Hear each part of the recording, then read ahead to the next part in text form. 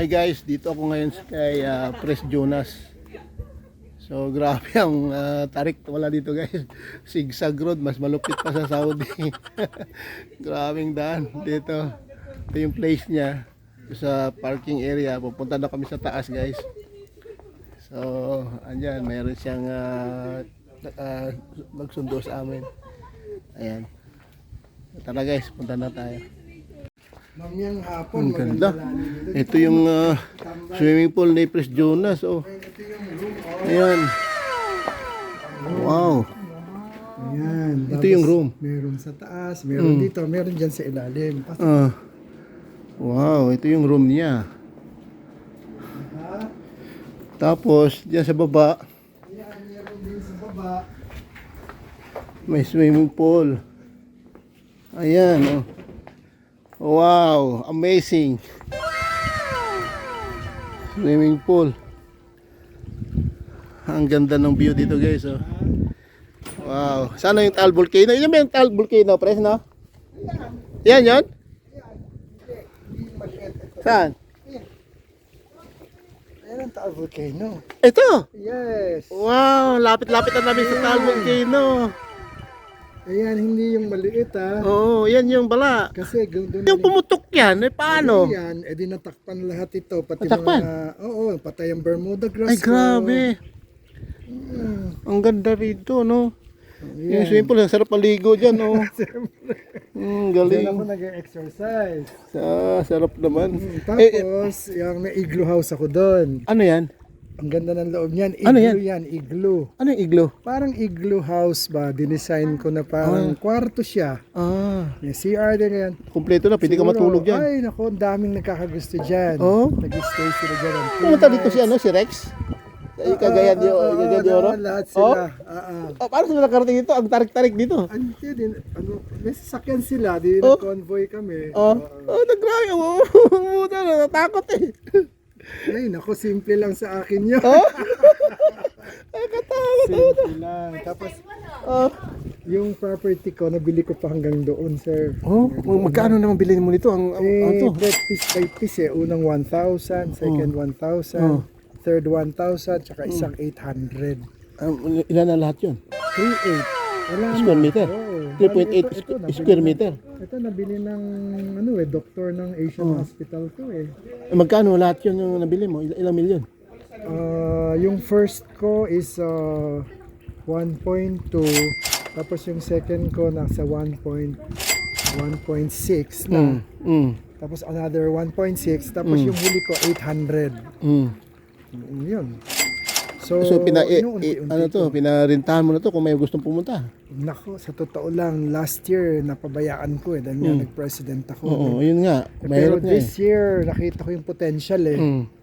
Ay sus, talaga nung Pasko, New Year, meron. Ako hindi nakubusang tao dito, sir. Dito guys. Ito, tapos sobrang ganda pala rito guys. Ito yung tinatawag lang Hidden Paradise. Sobra. Ang ganda. Parang makakalimutan mo yung problema rito guys. Oo, grabe. Oo. Pwede kayong pumunta rito. Tapos pinaparintahan na to ni Pres Jonas eh. Pag gustong mag 1 day o 2 nights. Tapos maligo kayo dito sa swimming pool. Oh. Tapos meron siyang sa baba, meron siyang kubo-kubo doon. Ayan. Dati kasi nakikita ko lang to sa FB eh. Lumilipad-lipad ka gano'n, no? Ganda. Ano? Ayun, malapit na tayo sa dagat. Tapos ang daan dito guys, grabe. Parang mas malupit pa sa zigzag road ng Taif. Ito, ang zigzag road talaga, grabe. Bituka, ito itatawag na bituka. Bituka talaga. Bituka ng manok. Pwede dito, bumili ka ng properties. Pres, kung may vacant pa na properties, sabihan mo ako ha. Ganda rito. Araw, bro. Guys, sa baba na, ito yung swimming pool. Yung sa harap guys, ito yung Taal Volcano guys. Doon, ano na yan, napakalapit na dito guys. Oh. yung secret Hidden paradise. hidden paradise. Ayan, napakaganda rito guys. Oh. Ayan, yan si Pres Jonas. Ayan. Welcome. Dati nakikita ko lang sa FB to eh. Ang ganda ng place na yan. Gusto ko mapuntahan. Ano yan dyan, Pres? Yung ginawa mo. Ano yan? Room. Room din. Hindi ka. Galing. So ito, ginawa ko Ito guys, mayroon siyang mga room dito. Yung isa, ito pangalawa. Ayan. Room din. 3. Wow. Talagang pwede mo ipaparent talaga. Advertise natin. Oo, ang ganda. Ito guys, may kompleto na, may rep na, may TV na. Yeah, mayroon siyang 3 bed. May toilet na. Tapos meron pa dun sa taas. Mayroon pa sa taas. Ang ganda guys. Dito. Sulit ka rito. Pagka, let's say, isang family dito, dito naman ang kanila. Ano to pa? Going out na? Wala na. Diba, yan yung dyan kagaling sa taas kanina, no? Tapos ganyan. Doon babalik tayo doon. Tapos mamaya tingnan natin yung igloo. Igloo. Guys, yung igloo pala sa baba. Titingnan natin. Ito na. Ay. Ano to? Magbo-boom na to. Ayan. Ito, may malaking bato sa gitna diyan. Bato. Para siyang no? Akala ko bato talaga eh.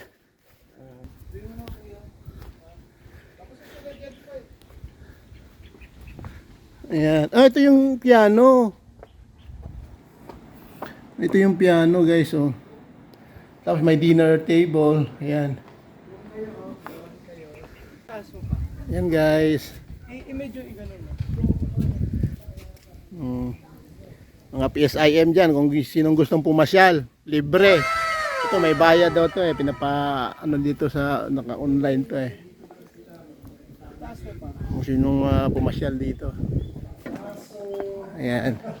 Ito yung piano. Ito yung dito ko nakikita si Pres Jonas nagpa-piano. Gumagana ba to, Pres? Ito yung dinner table niya. Oh. Ang ganda. Tapos may duyan. Ayan. Ito yung sala set. Wow. Ayan si Pres Jonas tumutugtog ng piano.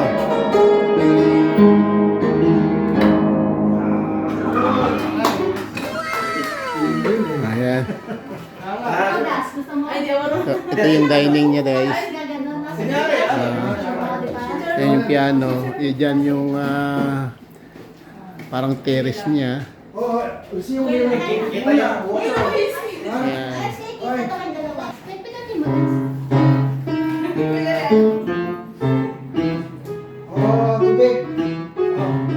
Ayan. Guys, bababa tayo sa igloo, guys. Yan yung separate dito. Dito pala guys, kung gusto niyo mag-stay dito for one night ay ang cost is na pinarintahan ni Pres Jonas ay 20,000. So sa igloo daw guys is 5,000. Ayan guys, napakagandang place na to. Amazing place. Hidden treasure. Ayan.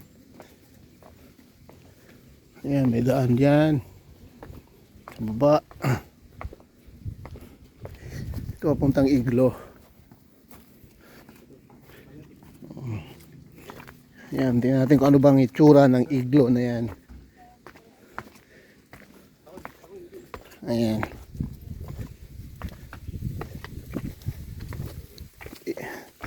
Wow, parang egg talaga siya. Igloo. Igloo. Ano bang itsura ng igloo? Igloo. Parang egg talaga siya. Ang sarap. Ang sarap, ang lamig. May CR din naman. May CR. Wow.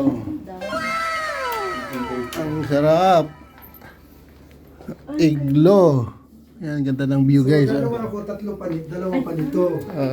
Diyan sa baba na yan. Wow, ganda ng upuan guys. Ayan, Pa-picture muna kami guys. Post ko muna. Yan. Dito, Fowler. dito na kami sa Hidden Paradise guys. Yung sa Iglo. Yung room na nakaseparate.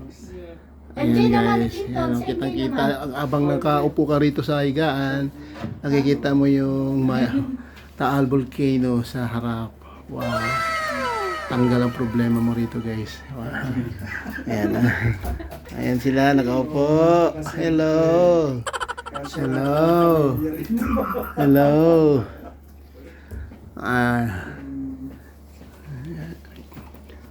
Para sa itlog guys. No? Yeah. Ganda. Ang lamig pa ng aircon. Yan yung baba guys. Ng property ni Pres Jonas doon sa hanggang Kawayan. Ayan. Dito, ang ganda guys dito. Peaceful. Ayan. Dito, ito yung iglo. Ayan, tawag na iglo. Parang eggs. Ang ganda. Ayan. Yun sa taas niya.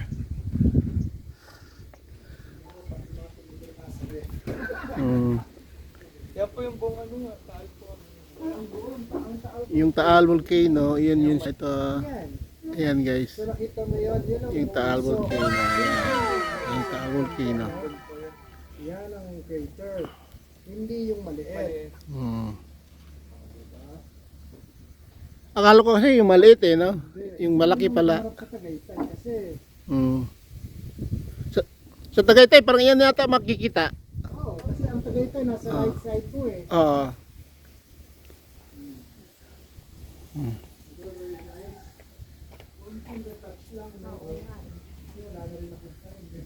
Ayan guys.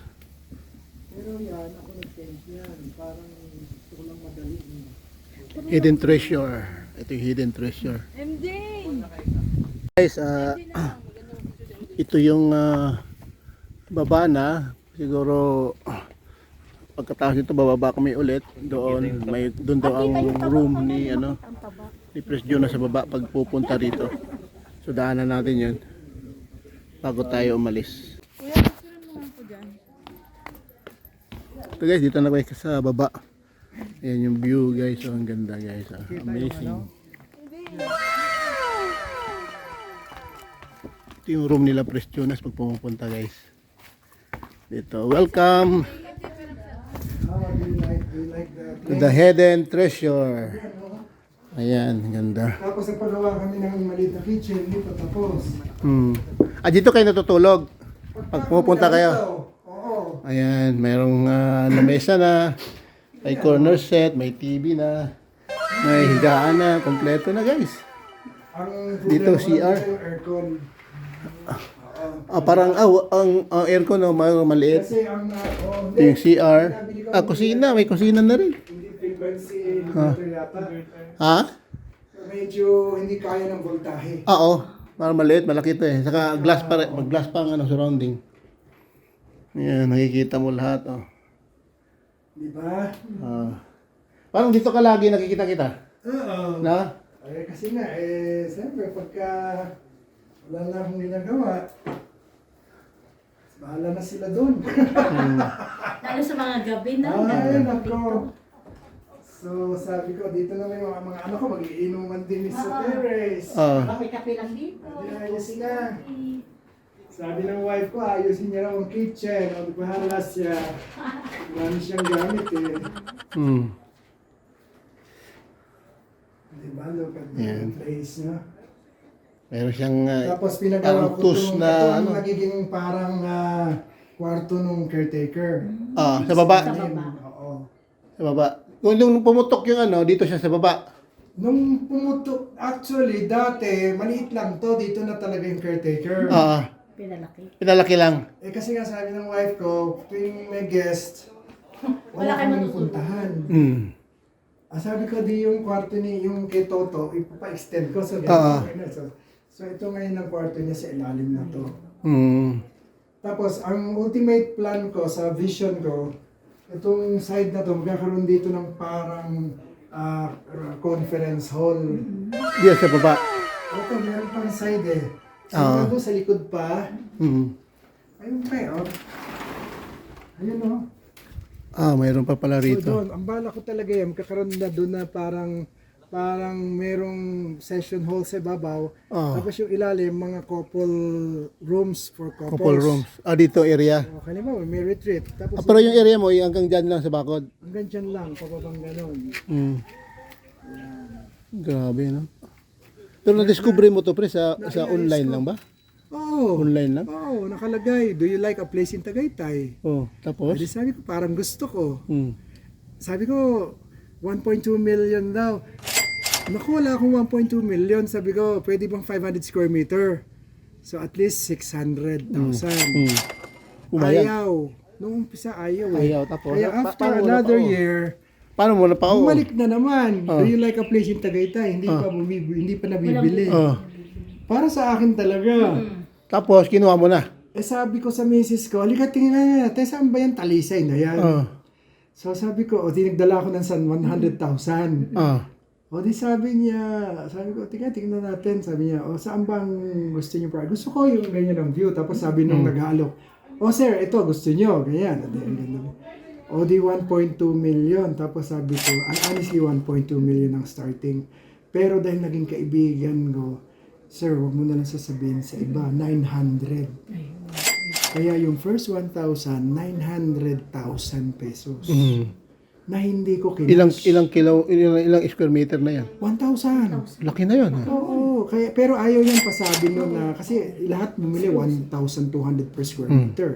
Sir, bibigay na lang ng lola ko sa inyo ng 900. Mm. So, di sabi ko, parang sa akin talaga. Mm. Tapos, hindi man kinasyon. Mm. Installment pa. Oo. Yung bang tipong, sir, magdidibo po yung apo ni Lola, baka meron ka po dyan, eto 50,000. Sir, nakasakit po si Lola, dadalhin po sa ospital, here may 30,000, ganyan. Manakana ka, nakaka 700,000 na ako eh. Yun, di pwede na akong magtayo, no? Ganun ang naging starting point. Mm. Kaya sabi ko, parang sa akin talaga. Oo, Pina-architect mo na to? wala. Ikaw lang? Ako lang. Yung mga workers nito, meron dyan mahihilig mag-architect. Mga taga rito talaga, mga experience. Pati foundation, yan. Sila yung kinuha kong workers. Kasi wala rin silang hanap buhay eh. Kaysa nakatambay lang sila. Di payag sila. Sige, 4 na poste. Ganyan. Ang bago naging ganito, 6 years. Kasi dati, yung tuk-tuk lang na kubo eh. Yung kubo, anahaw lang yun eh. Mm. Mahirap pa. Pero nung pinapunta ko yung mga tao doon sa gubat, pinakuha ko ng Carabao grass. Kasi maraming Carabao grass dyan. Mm. Gumanda yung gilid eh. Dahil nilagyan ko kasi ng may Carabao. Carabao man lang, no? Wala man lang riprap yan, ano? Tuwan-tuwan ako noon. Kasi imagine mo yung kubo ko nasa gitna, tapos puro green yung gilid ko. Yun lang. Mm. Wala pang hawakan, wala pang gano'n. Tuwan-tuwa na kami noon. Ang galing, no? Hindi pinaputol. Ayan, may pine tree pala yan. Imagine mo, kami mong titrabaho and then we stay here. Ang sarap talaga na mayroon ng ganito, guys. Walang utang. So, Wala, no? kung may pera kayo, invest na kayo dito, guys. Kumita pa to.